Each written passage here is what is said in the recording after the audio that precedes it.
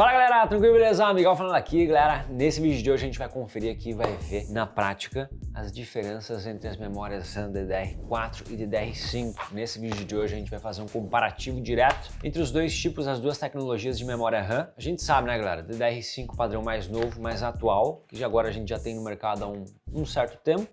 Já passa de ano a existência de memória RAM DDR5, só que a popularidade, a quantidade de uso, a quantidade de usuários que tem um PC com DDR5 ainda é bem reduzido. É um negócio que ainda está, na prática, assim, uma grande quantidade de pessoas ainda está bem no início, apesar de já realmente existir fisicamente esses módulos há mais tempo. E a gente vai comparar uma memória DDR5 contra uma tradicional, agora DDR4, que é para estar chegando no fim de vida, mas eu acho que ainda tem muita água para rolar nesse tipo de memória RAM aqui ainda, galera. É o geral que a gente tem em grande maioria, né? Hoje, para quem monta um PC gamer novo, algo assim, vai geralmente recorrer mais a DDR4, até porque os preços também são mais interessantes. DDR5 está com um preço mais elevado. A gente já tem vídeo no canal comparando e vendo essas diferenças teóricas entre esses tipos de memória. Nesse vídeo de hoje a gente vai conversar um pouquinho de teoria também de novo, o que difere, o que funciona diferente nesses chips de memória aqui, mas também a gente vai fazer os comparativos em games e ver a diferença em FPS, com hardware mesmo, montando PC bancada e ver mesmo se a gente vai ter mais FPS, se vai mudar realmente. Mas nesse vídeo de hoje também a gente vai ter o comparativo prático entre os dois tipos aqui, vamos montar a bancada, montar um PC e testar em jogo e ver FPS. É isso que a gente quer saber, né galera?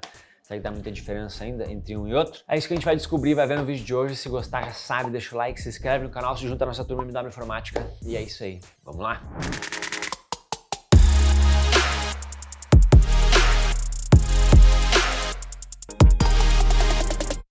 Muito bem, galera. Para a gente fazer os nossos testes aqui de memória, a gente vai usar esses dois kits, esses dois conjuntos de memórias da Corsair, que são os Vengeance. E a gente vai ter então aqui, ó, os módulos DDR4 Corsair Vengeance, RGB RS, olha, até do Rio Grande do Sul aqui, ó, a versão pro meu estado. É os guri. Um módulo bonito, tem RGB bonito, legal, densidade aqui de 32 GB de RAM, dois módulos de 16 GB, Dual Channel DDR4 tradicional. Versus ele, a gente vai ter então de memórias DDR5 da Corsair, também modelo Vengeance, RGB DDR5. Também uma densidade de 32 GB, dois módulos de 16 GB. É um Dual Channel DDR5 com 32 GB. E na verdade é um Quad Channel, né galera? Essa já é por cima a diferença. Um módulo só DDR5, ele tem dois canais de memória agora. Ele é um Dual Channel, só que são dois canais de memória com um barramento menor.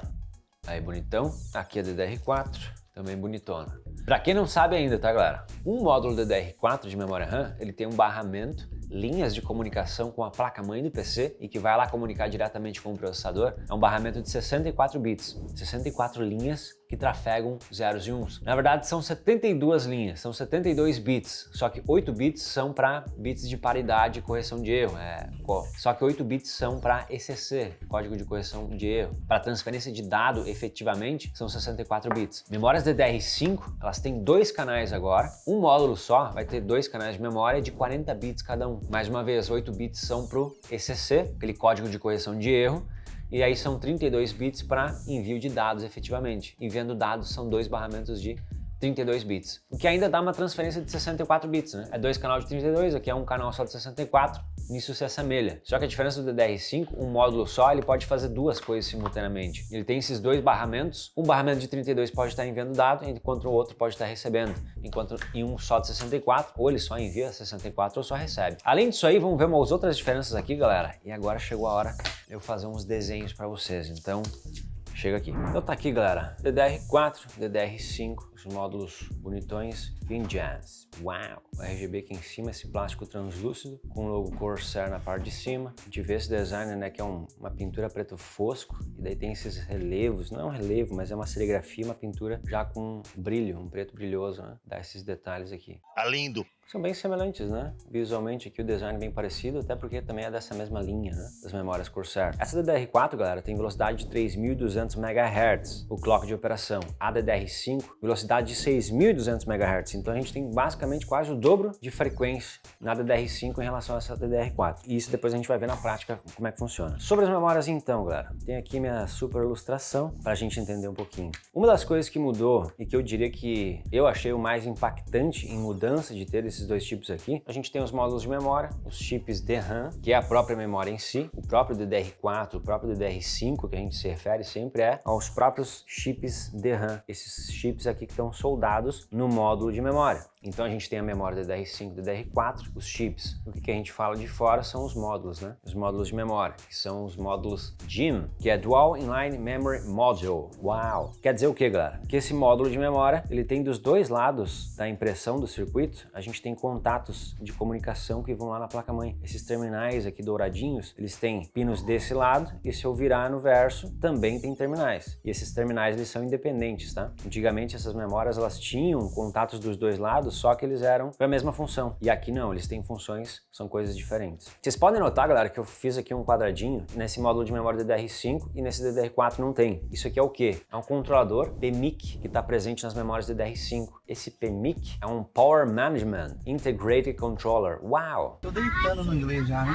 É um controlador integrado de gerenciamento de força, gerenciamento de alimentação. Isso quer dizer o quê? Nas memórias DDR4, a gente tem lá na placa-mãe do PC um controlador de tensão que manda energia para alimentar esse módulo de memória e alimentar essas memórias DRAM. Já na memória DDR5, quem faz o gerenciamento, esse controle de tensão que alimenta os chips DRAM, é esse CI que está soldado aqui dentro, junto no módulo. Então essa também é uma mudança a mais na relação de módulos DDR4 para DDR5. Então essa parte ela cai fora da placa-mãe do PC e vem reto aqui para o módulo. Isso aqui pode até justificar, às vezes, um preço maior, não só pela própria tecnologia que é mais nova, mas sim um aspecto, um recurso a mais que tem nesse módulo de memória. Junto com esse controlador PMIC de alimentação e energia no próprio módulo, galera, a gente tem também a mudança de consumo energético, tá? A tensão de operação da DDR4 é de 1,2 volts. As memórias DDR5, tendo muito mais capacidade de armazenamento, tendo mais frequência de operação, né, mais velocidade, elas trabalham em 1,1 volt. Então ela ainda é, energeticamente falando, mais econômica. Já em funcionamento, o que eu ia dizer, uma das coisas que mais mudou, ou menos que mais me chamou a atenção, galera, é o seguinte. Estou simplificando aqui uma estrutura de organização dos dados dentro dos chips de memória. Cada chipzinho que a gente tem aqui, que tem os DIEs aqui dentro, se a gente abrir isso para dar um zoom, a gente vai ter grupos de bancos de memória. Eu deixei aqui como BG, é Bank Group, em inglês. Ó, lá. Então aqui dentro a gente vai ter grupos de bancos. Na memória DDR4 a gente pode ter até, dentro de um chip DRAM, até 4 grupos de bancos. Ou seja, esse conjunto aqui, ó, que parece uma janela, a gente tem ele em 4 vezes. Mais um aqui e o outro que seria aqui. 4 bancos de grupos. E dentro de cada banco de grupo, a gente tem outros 4 grupos. Então eu dei um zoom mais uma vez. A gente tem 4 grupos de bancos e dentro de cada grupo tem 4 bancos de armazenamento de dados. Esses bancos, eles são chamados de matrizes. Uma matriz, que vai ser uma tabela, uma tabelinha, com colunas e com linhas. A interseção de linha e coluna a gente sabe que é uma célula. O cara, quando está estudando Excel, vê essa relação também, né? A gente tem as colunas e linhas do Excel. Quando encontra uma coluna com uma linha, a gente tem uma célula. Lá onde é que a gente digita. E aqui, nesses bancos aqui, nessas matrizes, a gente tem essa estrutura também muito semelhante. E ali dentro estão contidos os zeros e uns que fazem a informação que a gente usa no PC. Cada endereço que a gente tem aqui, cada célula, ele pode conter 8 bits, tá? Aí eu fiz um número aleatório, nem sei o que eu digitei aqui em binário. Então isso aqui é contido nessa célula, nesse endereço de memória, nessa matriz. As memórias DDR5, dentro do chip DRAM, a gente vai ter também essa estrutura. Dentro do DIE, a gente vai ter os grupos de bancos, e na memória DDR5, essa quantidade de grupos de bancos, ela dobrou. A gente tem até 8 grupos de bancos aqui dentro. E cada grupo de banco tem também 4 bancos internos. Ou seja, tem 4 matrizes aqui dentro. Isso aqui faz com que a DDR5 tenha o dobro de bancos, o dobro da quantidade de matrizes de armazenamento de arquivos, armazenamento de dados em relação à DDR4. Então isso aqui é em 2 vezes, é dobrado. Isso aqui já indica para nós que as memórias DDR5 elas conseguem ter, os módulos de memória vão ter uma maior densidade do que a gente tinha em DDR4. Na verdade não existe, galera. Não tem um módulo de memória DDR5 de 8 GB. A gente não vê isso, porque a própria densidade do chip DRAM já aumentou, já está o dobro. Então a gente vê, começando a memória DDR5 com módulos de 16 GB. Esse é o mínimo, não existe menos que isso. Muito diferente de DDR4, né? Que a gente tem 4 GB, 8 GB, 16 GB também. Finalizando essa parte, galera, Vou desenhar uma outra coisa agora. Aqui eu quero ilustrar de uma forma bem simplificada também, para poder explicar uma coisa que mudou, tá? Entre DDR4 e DDR5. Vou fazer um desenho assim, tá? Que é tido meio que como padrão de ilustração da estrutura interna da memória RAM. Isso aqui que eu enfileirei, ó, esses quadradinhos aqui são os nossos bancos, as nossas matrizes, tá? E isso aqui, né, aglomerado, é aquele grupo de bancos. O Bank Group. Esses bancos aqui, eles têm uma ligação em um setor que é chamado de um buffer de entrada e saída de dados. Esse buffer aqui, dele, que vão as informações depois para o restante do PC. Vai trafegar a informação lá com o processador, vai ir e vai voltar a informação. Vou fazer isso aqui, ó. É um bidirecional, tá? De informações. Uma coisa que mudou entre DDR4 e 5, galera, é a quantidade, a capacidade de armazenamento desse buffer aqui, que é chamado de pré-busca. Na verdade, essa pré-busca, ela tá entre os buffers de entrada e saída de dados e esses grupos de bancos. E as DDR4, galera, elas têm uma pré-busca de 8. Essa pré-busca é quando o processador solicita algum dado, na hora de enviar esses dados, antecipar esses dados e deixar eles armazenados aqui no buffer, essas matrizes conseguem enviar 8 dados de uma vez. Então vão vir 8 dados aqui, os endereços que estão aqui dentro, e vão parar aqui no nosso buffer. Aí essa informação já vai ficar aqui na espera para quando o processador solicitar, já tem isso aqui de imediato. Agora, nas memórias DDR5, eu vou colocar aqui, ó, 8. É 8N que é chamado. As DDR5 tem uma pré-busca de 16, ou seja, aqui esse caminho, a gente vai ter 16 linhas. É muito mais, né? O meu desenho não vai nem caber. Não só isso, galera, a gente tem um outro recurso também chamado de modo rajada da memória. Modo rajada. Isso é o quê? Agora eu vou fazer um abre parênteses. Eu vou pegar aqui um banco e vou abrir ele, tá? É uma matriz. Então a gente tem colunas e tem linhas. Até que ficou bonito minha tabelinha aí, né? Olha que legal! Essa é a nossa matriz, galera. Cada linha ela é chamada de página, certo? Esse modo rajada faz o quê? Quando o processador está lá solicitando uma informação, o controlador de memória que está interno dentro do processador está conversando com a memória RAM, pedindo uma informação, ele faz a solicitação, pede o arquivo. Ô, me passa aqui, meu parceiro. Essa informação chega aqui. Essa requisição chega aqui na memória e o CPU manda alguns comandos, na verdade. A gente tem uma espécie de passo a passo para conseguir devolver essa informação. Um dos comandos é o chamado active ou activate, que é para ativar uma linha, ativar a página onde tem o dado que eu quero. Então o processador manda esse comando, active ou activate, ele vai ativar a linha e vai abrir essa linha, vai abrir essa página, e depois de ativar a linha vai ter uma contagem para procurar qual que é a coluna certa onde está o arquivo que o processador está solicitando. Beleza, achou isso aqui, aí pode retornar a informação para o processador. Depois disso tem que mandar um outro comando para fechar essa linha aqui, então fecha o acesso dessa linha que estava sendo trabalhado, fecha essa página e pode ser ativado mais uma vez com esse comando, active, ativar uma próxima linha para pesquisar um outro dado. Esse modo rajada é o que? Geralmente os arquivos são gravados de forma sequencial. Então quando o processador ele pede um endereço, vamos supor que eu sou o processador e eu pedi o dado desse endereço aqui, tá? Geralmente as informações são gravadas de forma sequencial, então fica um dado do lado do outro. Vamos supor de um mesmo arquivo. Eu estou abrindo lá uma foto. Essa foto aqui ela ocupa os dados em coluna aqui, esse.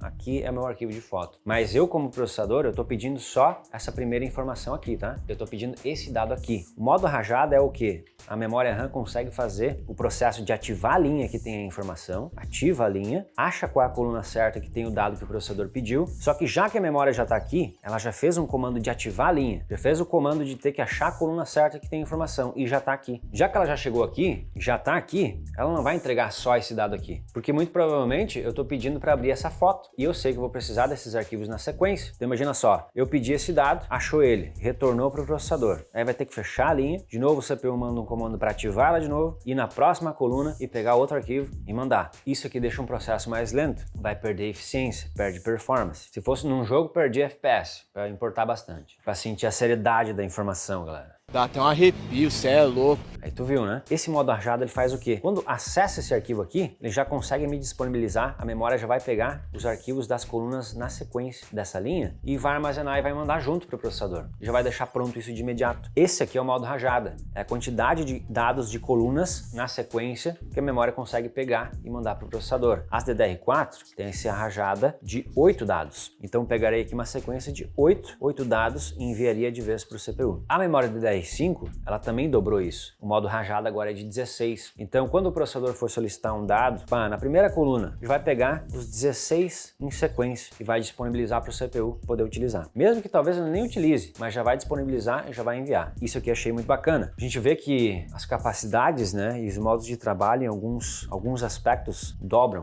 Praticamente dobra a densidade das tecnologias, dobra a pré-busca, dobra o modo rajada e também dobram as frequências de operação. E aí que é uma coisa legal de entender, galera, é que juntando tudo isso que a gente falou, a gente vai ter lá a DDR4 e a DDR5. Olha só, galera, memória DDR4, a gente vai ter aquela capacidade total de em cada chip de RAM, a gente vai ter 8 grupos de bancos de memória, com 4 grupos dentro, e a pré-busca de 8 linhas. Essa pré-busca ela vai estar em cada grupo de banco para mandar informação, mais o modo rajada de 8, que antecipa as informações que estão aqui dentro de cada matrizinha. Já na DDR5, então a gente tem 16 grupos de bancos, que também vão ter 4 bancos internos em cada um. A pré-busca tem 16 linhas de informação para pegar dados dentro da matriz, além do modo rajada de 16 dados para pegar na sequência e enviar já para o processador. Então tudo isso acaba se acumulando. Uma vantagem aqui, mais uma vantagem lá, vira meio que uma bola de neve. Eu gosto muito, acho legal ver essa parte. Não sei se vocês curtem também. É uma coisa que eu acho bem interessante. Uma outra coisa, galera, finalizando a parte teórica, tá? Que muda bastante, muda consideravelmente entre DDR4 e DDR5, é o seguinte. Lembra da matriz e do dado que a gente tem, né? Aquela célula com a informação. Fisicamente, microscopicamente, o jeito que é construído os campos, onde de fato o 0 e 1 é armazenado dentro da memória, é um microcapacitor. É isso aqui, ó, galera. Um desenho para complicar um pouco, tá? Tem um transistor. Esse transistor ele faz o controle se entra ou não a energia dentro do capacitor, que armazena a informação. Se entrar energia,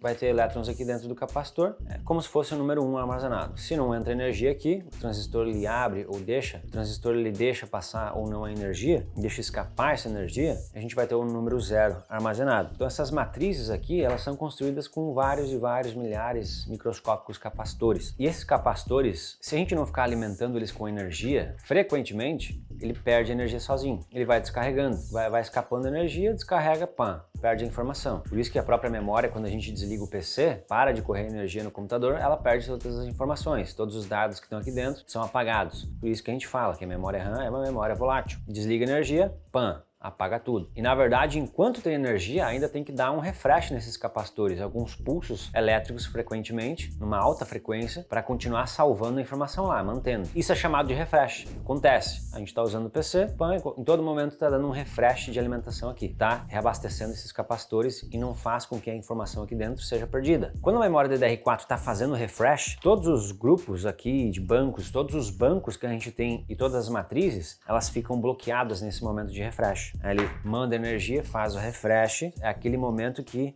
só manda energia, não consegue gravar, não consegue ler arquivo, não consegue fazer nada. É simplesmente a função de manter o que já existe aqui. Isso no clock, na velocidade de trabalho da memória DDR4, isso vai trazer um prejuízo no trabalho, na velocidade, no sentido de que essa memória trabalha a 3.200 MHz. Ela faz 3.200 operações em um segundo. Uma dessas operações, dessas 3.200, em algum momento vai ser fazer o refresh. Então ela não vai transferir arquivo, não vai gravar, não vai ler nada, vai só fazer um refresh. Não vai servir para nada, vai só servir para manter o que tem aqui e vai reduzir velocidade. Em relação às memórias DDR5, esse refresh ele ainda existe, porque ainda existem capacitores aqui dentro. Esse método de armazenagem não mudou, só que a capacidade da DDR5 agora, com isso, galera, é o quê? O que muda? Enquanto que um grupo de bancos está sendo feito refresh, ele fica bloqueado, fica aqui com um cadeadinho, os outros grupos de bancos, eles conseguem ir trabalhando ainda. Então ele vai fazer um refresh num grupo aqui, o resto fica trabalhando. Fez aqui, fez o refresh nesse, agora esse arquivo já volta a trabalhar. Ler, gravar informação, vai trabalhando. Ao contrário da DDR4 que tranca tudo, espera e depois volta ao trabalho. Todo mundo ganha férias aqui, tira um feriado, depois volta a trabalhar. Aqui não, ele vai dando o feriadinho aqui para cada departamento aqui. Isso realmente também é um benefício, né? E não tá 100% parado naquele momento de fazer o refresh. Então, dito isso, galera, vamos ver na prática agora, vamos fazer o nosso teste, Vamos ver como é que vai ficar nos games isso. Tudo bem, galera? Estamos aí então com as duas memórias. Já tô com os gráficos aqui, tá? Os comparativos dos testes que a gente fez em 5 games. São eles Marvel's Spider-Man Remastered, uau, Hogwarts Legacy, Cyberpunk 2077, Overwatch 2, que é mais levinho, e um CS2, Counter-Strike 2, também mais levinho, mas é um jogo que dá bastante FPS. E eu queria ver como é que ia ser isso aí. A gente fez alguns testes em Full HD, qualidade gráfica alta, e outros testes em 4K, uma resolução gráfica mais alta. Enfim, vamos ver o que deu de resultado. O que vocês acham, galera? Será que DDR4 fica muito para trás, visto tudo isso aí que a gente viu na teoria? Descubra. Então, galera, vou começar pelos testes 4K, tá? Nossa bancada de testes, o que a gente utilizou de hardware? Processador mais novo do momento e mais top da galáxia para PCs, o i9 14900K, de 14ª geração da Intel, que saiu agora dias atrás. Chegou pro canal pra gente testar, a gente já aproveitou e fez o teste com esse CPU aí, que tem o suporte para os dois tipos de memória. O i9 tem suporte para DDR4 e tem suporte para DDR5 também. O que ia variar nisso aí seriam as placas-mãe. Para as memórias DDR5, então a gente usou o i9 14900K de forma estoque, né, de fábrica, sem overclock nem nada. A placa-mãe usada com a DDR5, galera, foi uma Asus ROG Z790E Gaming Wi-Fi 2. Uma placa que a gente viu um vídeo no canal também, fiz o review dela, um canhão, tanque de guerra. Já a placa-mãe usada com a memória DDR4 foi uma Asus TUF Gaming Z790 Plus Wi-Fi D4. Então o chipset é o mesmo, aí mudou a memória RAM, mudou a construção da placa-mãe, mas o i9 em estoque, o mesmo chipset, mudando as memórias. Então as duas memórias, a DDR4 rodando em 3200 MHz e a DDR5 rodando em 6200 MHz. E lembrando também, galera, que o suporte nativo desse i9 para a memória DDR5 é de 6500 MHz. E o suporte para DDR4 é 3200 MHz, e se encaixa bem, mas para DDR5 é 5600 MHz e não 6200. Então já é uma frequência até maior do que o próprio processador, que é um processador mais recente ainda, suporta, né? A memória RAM DDR5 já está na frente do que os próprios processadores trazem de suporte. Está adiantada nesse aspecto aí. Mas beleza, vamos lá então. A GPU foi uma RTX 3080 Ti, que é uma GPU boa também, uma topo de linha da geração passada, né? Então não fica muito atrás não. E vamos lá então, galera. Começando pelos testes em 4K. Preset gráfico máximo de cada jogo, com Ray Tracing ligado e DLSS no modo automático. Ou seja, então, todos os jogos em 4K, no Ultra, no muito alto, dependendo do nome que o jogo dá lá dentro das configurações gráficas, mas era o máximo que dava, com o Ray Tracing on, o Ray Tracing também ligado no modo equilibrado, modo automático, e DLSS automático. E olha só como é que foi, galera. No Spider-Man, a gente teve uma vantagem para a memória DDR5. Ela bateu uma média de 125 FPS. Já a DDR4 deu 114 FPS. Isso aí no meu cálculo rápido dá uma vantagem de 9,6% a mais de FPS para a memória DDR5. É o mesmo setup, tudo igual, só mudou a memória para uma memória mais nova, mais rápida. Deu 9,6% a mais de FPS para DDR5. Ok, né? Já não é um empate técnico, é um aumento. Olhando ali, subiu 11 FPS na média. Ok. No Hogwarts Legacy, galera, a gente teve uma média de 70 FPS na memória DDR5 e 69 FPS na memória DDR4. Aqui a gente já tem um empate técnico, né? Mesma coisa, galera. Tu vê que aqui já não impactou praticamente. No Cyberpunk 2077, a média da DDR5 foi 61 FPS. E ó, V5 estava desligado, foi revisto isso aqui. E quando fica uma média ali no 60 FPS, meio parecido, a gente até pensa, pô, o V5 ficou travado, será? O jogo ficou travado. Mas não, a gente viu, retestou e ficou nessa aí mesmo. E a média da DDR4 também foi 61 FPS, né? O que deu mais estranheza ainda. Mas também deu empate aqui, pouquíssima coisa mudou. Eu fiquei assim mesmo, galera. Fiquei olhando e falei, vamos testar de novo, vamos testar de novo. E era isso mesmo. Com o Overwatch 2, um jogo mais leve, mais dependente de internet também, a gente teve 241 FPS com a memória DDR5 e 243 FPS de média na DDR4. Aqui daí deu vantagem até para DDR4, né? Ainda um empate técnico, pouquíssima diferença, e é isso. E no CS2, que é mais novo, a média foi 185 FPS usando a memória DDR5 e 186 FPS usando a DDR4. Então deu um empate aqui, técnico, ó. Em 4 jogos, uma vantagem no Marvel's Spider-Man Remastered. Doideira, né? Achei interessante isso aqui. Agora, galera, esses mesmos jogos aqui, a gente fez o teste com eles na resolução Full HD. Agora deixou o 4K de lado. Full HD, preset gráfico máximo de cada jogo, Ultra, muito alto, Ray Tracing ligado, modo automático também, que é o equilibrado. E agora sem DLSS, tá? DLSS desligado. Então ia pesar o Ray Tracing e não ia dar um ganho de FPS com o DLSS. Eu queria ver como é que ia ser isso aí. E aí tá, o Spider-Man mais uma vez teve vantagem de média de 127 FPS na memória DDR5 e 112 FPS da DDR4, deu vantagem de novo para a DDR5, um jogo que parece aproveitar melhor essa tecnologia. Agora a diferença aqui foi de 3,4% a mais de performance na DDR5, jogando com Spider-Man. O Hogwarts Legacy, as médias foram iguais, Cyberpunk também a média bateu igual parelho, cara, parecia que era mesmo hardware mesmo, galera. Overwatch 2, mesma coisa, e Counter-Strike 2, CS2 a mesma coisa. 1 FPS a mais na média, não 2 a mais na média para DDR4. Também tudo empate técnico. Então a gente viu que não mudou tanta coisa, né, galera? É verdade. Agora tem outros gráficos de outros testes que a gente fez também, nesses jogos também. 3 testes que mudaram um pouco as coisas, que foram o quê? No Overwatch 2, a gente testou ele em Full HD. Ah, outra coisa, o Overwatch 2 como um jogo online, né? Até tem um modo história agora, né? Pra fazer uma gameplay igual. A gente fez a sala de treinamento e correu na sala de treinamento pra fazer a gameplay 100% igual. Overwatch 2, galera, Full HD de resolução, agora no preset Ultra. O outro teste dele era em Full HD com preset gráfico máximo, que é o épico. Agora então Overwatch 2 Full HD no Ultra, sem FSR, sem upscaling, nada, tá? A memória DDR5 deu 522 FPS e a DDR4 deu 512. Aqui já deu uma diferenciada. Nossa, tá louco? Olha só, cara, 500 FPS na média, um Overwatch, imagina isso.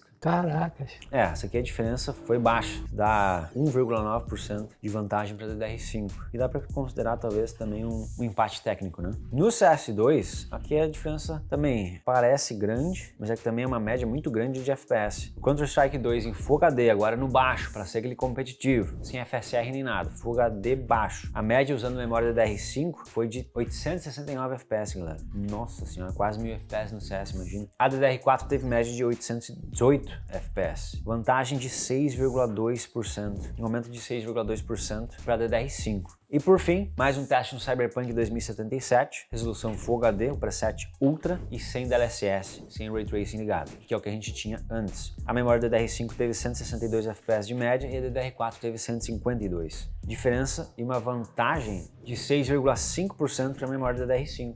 E é isso, galera. O que vocês acharam? Bem, dá pra ver na prática que as memórias DDR4, elas não estão fazendo feio ainda nessa diferença de tecnologia, né, galera? E parece ainda que a DDR4 vai servir muito bem para um bom tempo em relação às DDR5. Uma coisa que a gente reparou é de diferença, mesmo que a diferença não se deu em FPS, né, não deu aquele tiro como eu imaginava que seria, aquela diferença bruta mesmo. Uma coisa que a gente reparou foi o consumo de memória, que foi ligeiramente mais reduzido usando memória DDR5. Nos dois casos a gente tinha 32 GB de memória RAM. DDR4 usava nos jogos lá 16 GB, 16 GB, 16 GB na média. DDR5 ela ficava usando 11 GB, 10, 11, 12 e ficava por ali. É interessante notar isso, que ela tem uma frequência maior de operação. Eu imagino olhando isso que parece que a memória, por ser mais rápida, não precisa salvar, não precisa alocar tanta informação dentro da memória para disponibilizar para o CPU. Ela faz uma troca de uma forma mais rápida. E talvez isso realmente seja um benefício. E na verdade faz um sentido também, né? E é isso, galera, pro vídeo de hoje. DDR4 versus DDR5 em 2023 na prática e na teoria, as diferenças. Espero que vocês tenham curtido esse vídeo de hoje, galera. E ó, pra quem quer comprar memória RAM nova pro PC, fazer upgrade, usar memória DDR5 nova, usar memória DDR4 que ainda dá um ótimo caldo, serve muito ainda. Confira as memórias Vengeance e outros modelos, outras linhas da Corsair. Vou deixar o link aqui embaixo na descrição desse vídeo de hoje. Mas é isso pro vídeo de hoje, galera. Obrigado pela força de sempre. Agradecer a Corsair também por dar uma força pra gente aqui, mandar essas memórias pra gente conseguir fazer os testes. E é isso pro vídeo de hoje. Obrigado pela força, pela presença de sempre. Grande abraço, até o próximo vídeo. É isso aí, valeu!